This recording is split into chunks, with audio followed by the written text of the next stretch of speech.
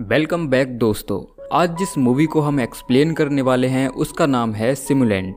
ये 2023 में रिलीज हुई एक साई-फाई फिल्म है जिसकी IMDb रेटिंग 5.2 है।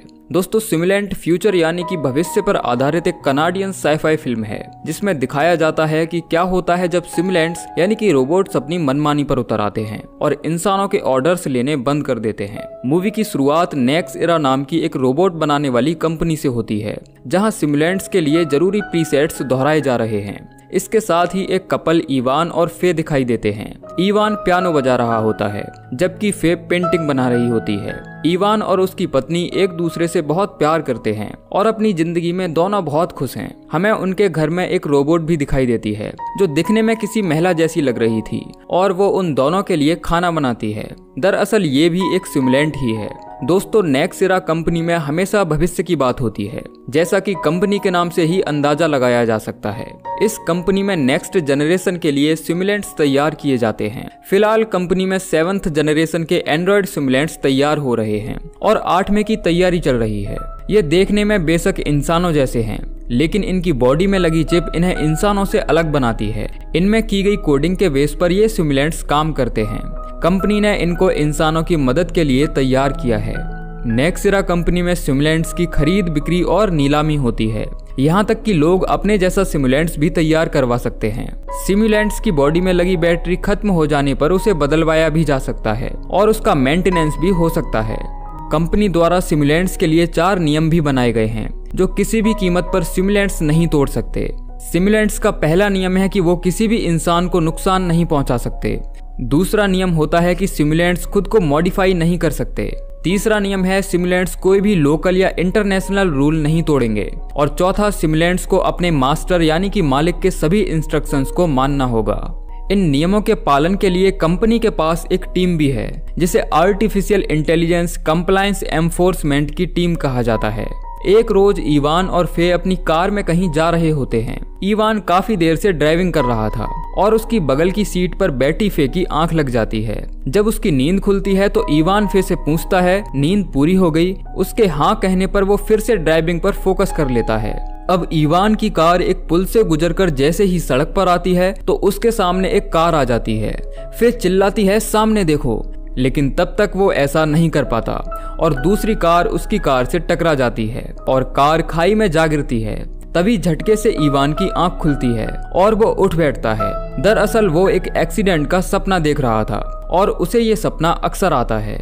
इवान अब उठकर कमरे से बाहर आता है। वो शीशे में अपना चेहरा देखता है और इसके बाद फे की बनाई पेंटिंग पर नजर डालता है। उसे सब कुछ बहुत अजीब लग रहा था। इसके बाद वो फे के कमरे की तरफ जाता है। उसका दरवाजा खोलने की कोशिश भी करता है, लेकिन वो ऐसा नहीं कर पाता क्योंकि उसके पास उस कमरे का एक्सेस नहीं है। तभी अचानक अंदर से फे दरवाजा खोलती है। वो इवान से पूछती है कि वो कमरे के बाहर क्या कर रहा है, तो वो बताता है कि वो फे के कमरे का दरवाजा खोल रहा था, लेकिन वो उससे खुल नहीं रहा है। इसके बाद वे दोनों डाइनिंग स्पेस में आ जाते हैं जहां सिमुलेंट्स उन्हें नाश्ता परोसती है।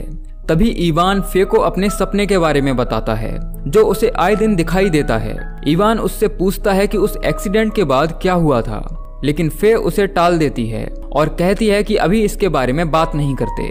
देखने पर ऐसा लगता है कि फे कुछ छिपा रही है। इधर एक बार फिर हमें नेक्स्ट एरा कंपनी का ऑफिस दिखाया जाता है। यहाँ आर्टिफिशियल इंटेलिजेंस कंप्लायंस एयरफोर्समेंट की टीम एक्टिव हो चुकी है। एजेंट कैसलर इस टीम का डिटेक्टिव है। उसे बताया जाता है कि एस्मी नाम की एक सिमुलेंट जो पिछले 3 साल से डीएक्टिवेट थी, अब उसके एक्टिवेट होने के सिग्नल मिल रहे हैं। कैसलर को अब एस्मी को खोजना होगा क्योंकि उसके बेकाबू होने से इंसानों को खतरा हो सकता है। साथ ही नेक्स्ट एरा की इमेज भी खराब हो सकती है। जल्द ही कैसलर को पता चल जाता है कि वो एक किराए के घर में रह रही है और वो उसकी लोकेशन ट्रेस कर लेता है। इसके बाद कान में लगी डिवाइस की मदद से वो उसका डाटा स्कैन कर लेता है। वो जैसे ही एस्मी के फ्लैट नंबर 404 का दरवाजा खटखटाता है, अंदर से आवाज आती है कौन है। कैसलर दरवाजे के बगल में छिप जाता है और जैसे ही एस्मी दरवाजा खोलकर बाहर आती है तो वो उस पर गन तान देता है।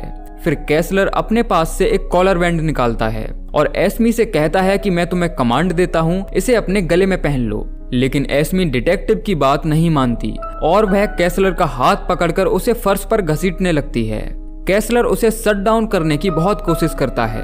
वह बार बार शट डाउन कहता है, लेकिन एस्मी नहीं रुकती।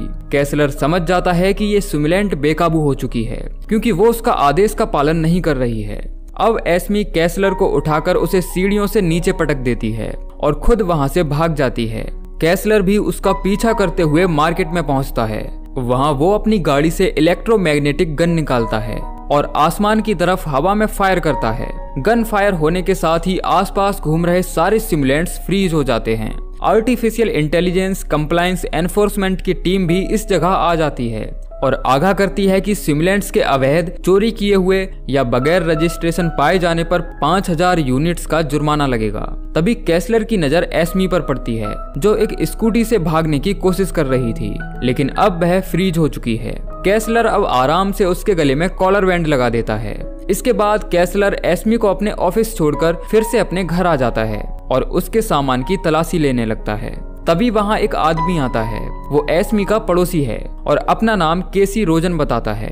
दरअसल ये आदमी एक साइंटिस्ट होने के साथ ही एक हैकर भी है और एस्मी का बेहद नजदीकी भी है। कैसलर केसी से पूछताछ करता है। वह पूछता है कि क्या तुम जानते हो कि जिस लड़की के साथ तुम रह रहे हो वह एक सिमुलेंट है। ये सुनकर केसी के चेहरे पर अजीब से भाव आ जाते हैं और वो कैसलर से कहता है कि अगर तुम्हें कोई भी जरूरत हो तो मेरे पास आ सकते हो। इतना कहकर वह यहाँ से चला जाता है। इधर कैसलर को एस्मी के कमरे से एक डायरी, एक फिश टैंक और एक बेहद पुरानी किताब मिलती है। एस्मी ने अपनी डायरी में अपनी मन की भावनाएं लिखी हुई थीं। कैसलर ये देखकर बेहद हैरत में पड़ जाता है क्योंकि दरअसल किसी भी सिमुलेंट को ऐसे डिजाइन नहीं किया गया था कि उसके अंदर इंसानों वाली फीलिंग आ सकें। एस्मी अपनी डायरी में अपनी मन की भावनाएं लिख रही थी और किताब पढ़ने की शौकीन भी थी। सिमुलेंट्स के लिए ये बेहद असामान्य बात थी।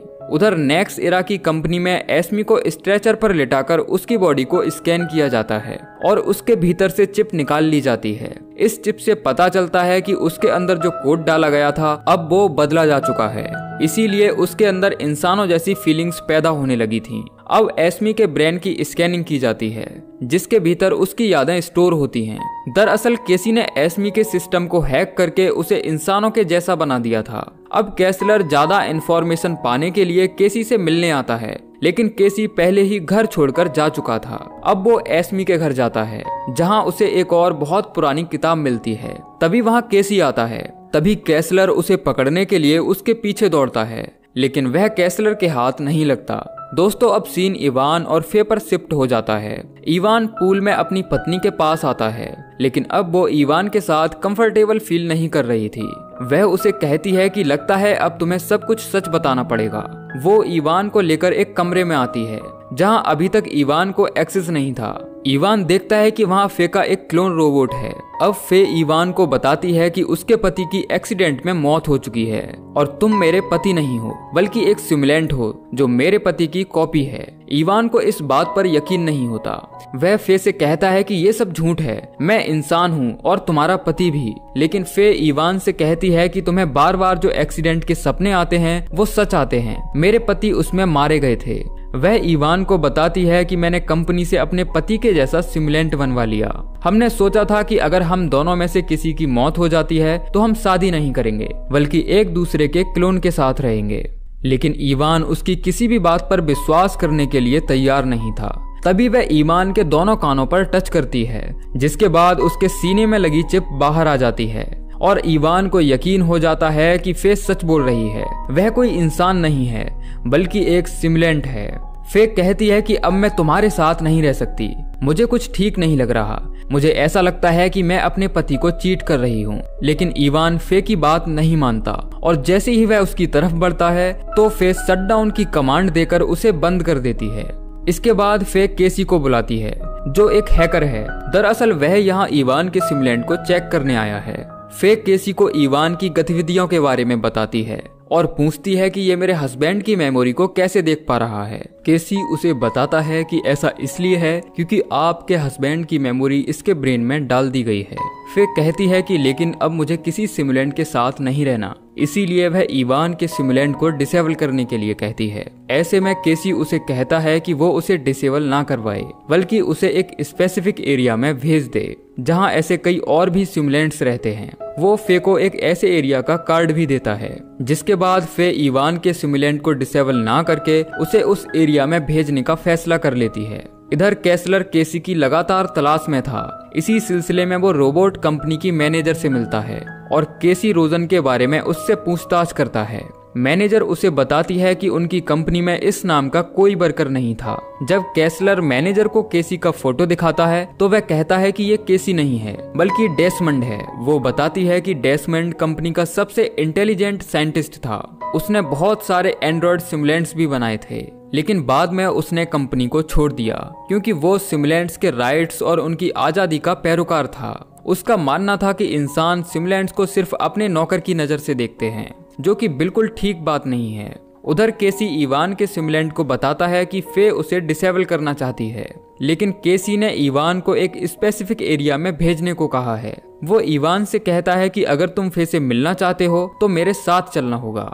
इधर केसलर केसी की तलाश में जुटा हुआ है, लेकिन कंपनी के पास केसी का अकाउंट ना होने से केसलर को उसकी लोकेशन का पता नहीं चल पाता। केसी का पता लगाने के लिए वो एमसी को एक्टिवेट करता है, लेकिन वो केसी के बारे में कुछ नहीं बताती। दरअसल कोडिंग चेंज होने के बाद एमसी के भीतर केसी को लेकर फीलिंग्स जाग चुकी हैं और वो उससे प्यार करने लगी है। इसी बीच इवान अपने सपने में आने वाले एक्सीडेंट की जगह पर जाग जाता है। उस जगह को देखकर इवान को यकीन हो जाता है कि वो मर चुका है, लेकिन केसी उसे कहता है कि मैं तुम्हें इंसान बना दूंगा। अब वो इवान की बॉडी को स्कैन करता है और उसमें लगी चिप को बाहर निकाल लेता है। फिर वह उसकी कोडिंग को चेंज कर देता है और इवान से कहता है कि वो अब से अपनी जिंदगी का मालिक खुद है। अब से उसे किसी की कमांड फॉलो करने की जरूरत नहीं है। अब केसी इवान के साथ एक नाइट क्लब में जाता है। वहाँ केसलर भी आया हुआ था। तभी एस्मी का क्लोन उसके साथ आकर डांस करता है। केसी नेक्स्ट एरा कंपनी के बनाए गए सभी सिमुलेंट्स को उनके लिए बनाए गए नियमों से आजाद करना चाहता है ताकि वो खुलकर अपनी जिंदगी को जी सकें। इसके बाद ये तीनों लोग पार्किंग में आ जाते हैं और नेक्स्ट एरा कंपनी में काम करने वाले एक अधिकारी को बंदी बना लेते हैं। फिर ये लोग उस आदमी से सिमुलेंट के मेन सिस्टम की आईडी और पासवर्ड पता कर लेते हैं और उसके अंदर वायरस डाल देते हैं। इस सिस्टम चेंज को अपडेट होने में अभी 2 दिन लगने वाले थे। उधर इसी बीच एस्मी भागने की कोशिश करती है, लेकिन केसलर उसे इलेक्ट्रोड मैग्नेटिक गन से शूट कर देता है, जिसके बाद वह फ्रीज हो जाती है। अब वो कंपनी की लैब में उसकी बॉडी को स्कैन करते हैं। उन्हें पता लगता है कि ना तो वे एमसी के सिस्टम को हैक कर सकते हैं और ना ही उसमें अपना कोड डाल सकते हैं, क्योंकि केसी ने उसके सिस्टम पर सिक्योरिटी लगा दी है। अब एस्मी का सेल्फ डिस्ट्रक्शन मोड ऑन हो जाता है। इधर इवान फे के पास आता है, जो कि अब बदला बदला नजर आ रहा था। फे ये देखकर हैरान थी, क्योंकि अब उसका बिहेवियर बिल्कुल इंसानों जैसा हो चुका है। लेकिन क्योंकि वह एक सिमुलेंट है, इसीलिए फे अब भी उसके पास आने से कतरा रही थी। इवान उसे कहता है कि मैं तुम्हारे लिए आया हूँ और तुम्हारे लिए मैं खुद को बदल भी रहा हूँ ताकि हम फिर से एक हैप्पी फैमिली बन सकें। लेकिन फे उसे एक बार फिर से इग्नोर कर देती है। उसी शाम को फे का एक फ्रेंड उससे मिलने आता है। वो फे को एक ड्रिंक के लिए इनवाइट करता है, लेकिन तभी अचानक इवान वहां पहुंच जाता है। वह फे को किसी और के साथ देखकर जेलस फील कर रहा था। तभी इन दोनों के बीच बहस हो जाती है और इवान गुस्से में वहां से लौट जाता है। अब फे केसलर को इवान के बदलाव के बारे में बताती है और कहती है कि ये बदलाव जरूर केसी ने किए हैं। वो दोनों साथ हैं, लेकिन इससे पहले कि केसलर केसी को उसके घर में पकड़ पाता, एस्मी केसी को कॉल करके उसे केसलर के वहां आने के बारे में बता देती है। केसी इवान को लेकर घर से निकल जाता है और केसलर के हाथ एक बार फिर कुछ नहीं लगता। अब इवान केसी के साथ वहां से फार्म हाउस जाता है। इधर केसलर को एस्मी पर शक हो जाता है और उन्हें पता चल जाता है कि उसने ही केसी को सारी जानकारी दी थी। वह एस्मी से इसके बारे में पूछताछ भी करता है, लेकिन वह कोई भी बात एक्सेप्ट नहीं करती और केसलर को बताती है कि वो किसी से प्यार करती है। उसने ये सब केसी को इसलिए बताया ताकि वो अपनी जान बचाकर भाग सके।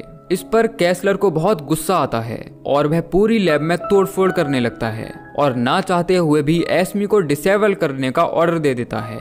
एस्मी उसे ऐसा करने के लिए मना करती है और बार बार उससे माफी मांगती है, लेकिन केसलर उसकी एक नहीं सुनता। उधर फे केसलर और इवान को केसी के बारे में बता देती है, क्योंकि वह जानती थी कि इवान जरूर उसके फार्म हाउस पर गया होगा। इधर करीब 4-5 घंटे का सफर करके इवान केसी के फार्म हाउस पर पहुंचता है और कुछ समय बाद केसलर भी वहां आ जाता है। तभी केसलर केसी पर गन पॉइंट कर देता है। दोनों में तगड़ी फाइट होती है। इसी बीच एक गोली केसी को लग जाती है, लेकिन केसी के शरीर से खून की जगह सफेद रंग का लिक्विड निकलता है और हमें पता चलता है कि दरअसल केसी खुद भी एक सिमुलेंट है। लड़ाई में कैसलर भी बुरी तरह जख्मी हो जाता है, उसका खून बह रहा था। तभी वहां इवान आ जाता है और दोनों के बीच बॉडी और सोल को लेकर कुछ बातें होती हैं। आखिरकार कैसलर उसी जगह दम तोड़ देता है। अब 2 दिन बाद दिखाया जाता है कि केसी का डाला गया वायरस अपडेट हो चुका है, जिसके बाद सभी सिमुलेंट्स एक्टिवेट हो गए हैं। तभी केसी कहता है कि अब मैं मर भी गया तो कोई गम नहीं, क्योंकि अब सभी सिमुलेंट्स अपनी जिंदगी पूरी आजादी के साथ जिएंगे। अब से उन्हें किसी भी इंसान के ऑर्डर्स को मानने की जरूरत नहीं है और ना ही उनके इशारों पर नाचने की। तभी केसी का एक हमशक्ल वहां आता है। दरअसल वही असली केसी है, जिसका नाम डेसमंड है, और उसी ने सभी सिमुलेंट्स के सिस्टम को बदलने के लिए अपना एक क्लोन बनवाया था जो उसके काम को अंजाम दे सके, और ये सब उसने एस्मी के लिए तैयार किया था। इधर अब इवान फे के पास आता है, जो कि पूल के अंदर नहा रही थी। उसे अपने नजदीक आता देख फे बहुत ज्यादा डरने लगती है। दरअसल इवान चाहता था कि फे उसे एक बार फिर से एक्सेप्ट कर ले, लेकिन फे अपनी बातों में उलझाकर इवान को डीएक्टिवेट करने की कोशिश करती है। और तभी इवान फे के बाल पकड़कर उसे पानी में डुबो देता है और उसे डुबोकर मार देता है। इसके बाद इवान फे के कमरे में जाता है, जहां फे का सिमुलेंट बना हुआ था। वो फे के क्लोन को एक्टिवेट कर देता है ताकि अब वो उस क्लोन के साथ रह सके। इसके बाद दिखाया जाता है कि कई सारे सिमुलेंट्स की नीलामी हो रही है। इसमें एमसी भी दिखाई जाती है और इस नीलामी में केसी एस्मी को खरीद लेता है, जिसे पाकर वह बहुत खुश है। जिसके बाद वह उसका हाथ पकड़कर एक नई राह पर निकल जाता है और इसी के साथ ये कहानी एंड हो जाती है। तो दोस्तों, ये थी कहानी सिमुलेंट मूवी की, जो जरूर आपको पसंद आई होगी। बाकी आप कमेंट करके हमें बता सकते हैं कि आपको ये कहानी कैसी लगी। मिलते हैं अगली वीडियो में, तब तक के लिए जय श्री कृष्णा।